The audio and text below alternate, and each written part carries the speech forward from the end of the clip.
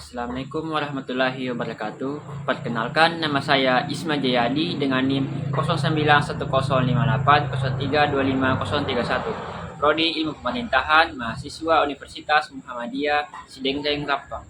Pada kesempatan kali ini saya akan menyampaikan rangkuman 7 materi klasifikasi data dalam penelitian sosial. Tujuan dan pembuatan video ini untuk memenuhi salah satu tugas mata kuliah pengantar statistik sosial yang diampu oleh Ibu Hardianti, SAP, MAP. Baik, tanpa berlama-lama, saya akan masuk ke pembahasan. Nah, pertama kita akan membahas pengantar klasifikasi data. Secara sederhana, klasifikasi data adalah proses mengelompokkan data berdasarkan karakteristik tertentu agar data menjadi lebih rapi, lebih mudah dipahami, dan tentunya lebih mudah dianalisis. Dalam penelitian sosial, klasifikasi data memiliki peran yang sangat penting. Karena kenapa? Karena membantu peneliti melihat pola, menemukan hubungan antar variabel, dan menyusun kesimpulan yang lebih tepat. Jadi, semakin baik data diklasifikasikan, maka semakin mudah pula proses penelitian dilakukan. Selanjutnya, yang kedua, kita masuk ke klasifikasi data. Klasifikasi data dapat dibedakan dari beberapa sudut pandang sumber yang menjadi fondasi utama. Yang pertama yaitu klasifikasi data berdasarkan sumbernya, yang terbagi menjadi dua. Yang pertama ada data internal, yaitu data yang berasal dari dalam organisasi atau instansi. Dan yang kedua data eksternal, yaitu data yang berasal dari luar organisasi.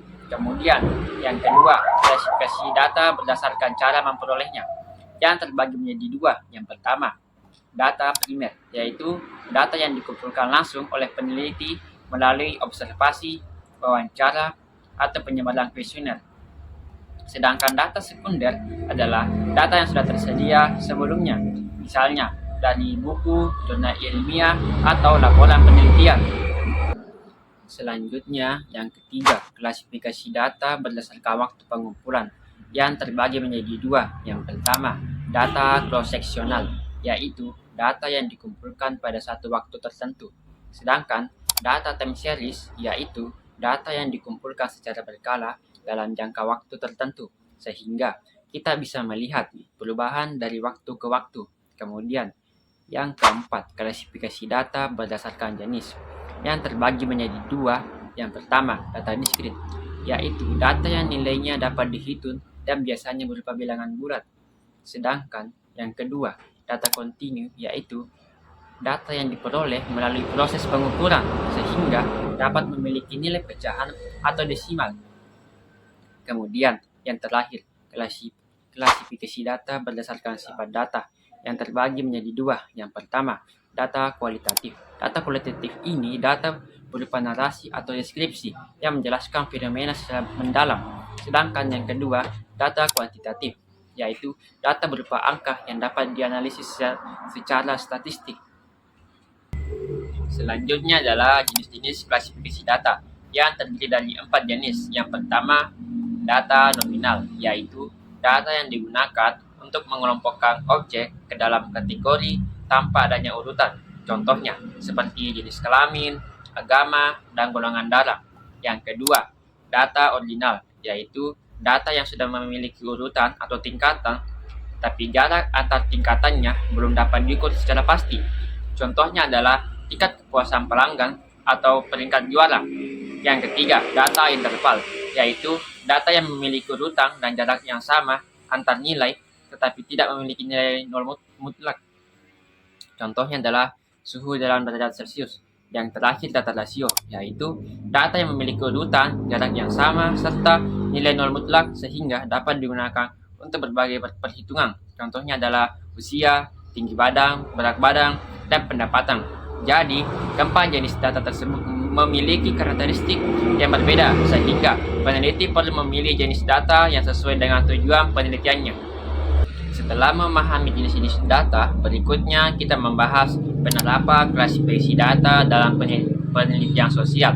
Dalam praktiknya, klasifikasi data membantu peneliti mengelompokkan responden agar hasil penelitian lebih mudah dianalisis. Sebagai contoh, apabila kita meneliti penggunaan media sosial di kalangan mahasiswa, maka responden dapat dikelompokkan berdasarkan usia, jenis kelamin, atau tingkatan pendidikan. Dari pengelompokan tersebut, peneliti dapat melihat apakah terdapat perbedaan pola pengguna media sosial pada setiap kelompok responden. Selanjutnya adalah kekuatan dan kelemahan klasifikasi data. Kelebihan klasifikasi data yaitu mempermudah proses pengolahan dan analisis data sehingga hasil penelitian menjadi lebih sistematis dan mudah dipahami.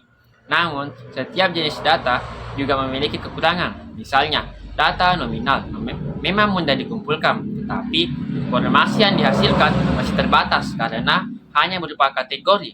Sebaliknya, data rasio mampu memberikan informasi yang jauh lebih lengkap, tapi proses pengumpulan maupun analisisnya relatif lebih kompleks.